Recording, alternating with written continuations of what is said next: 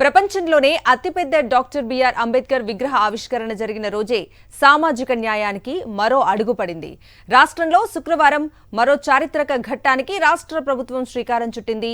రాష్ట్ర వ్యాప్తంగా కులగణన ప్రక్రియ మొదలైంది.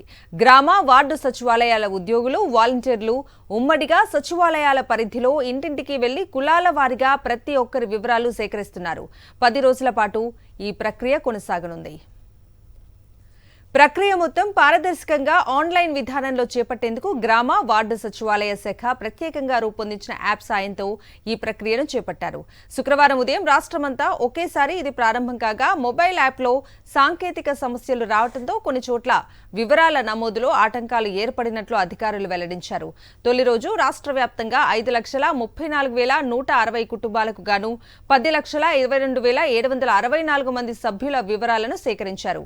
ఇక గిరిజన, మారుమూల ప్రాంతాల్లో ఇంటర్నెట్ అందుబాటులో లేని ప్రాంతాల్లో ప్రత్యేకంగా ఆఫ్లైన్ విధానంలో కులగణన చేపట్టేందుకు ఏర్పాటు చేశారు అధికారులు.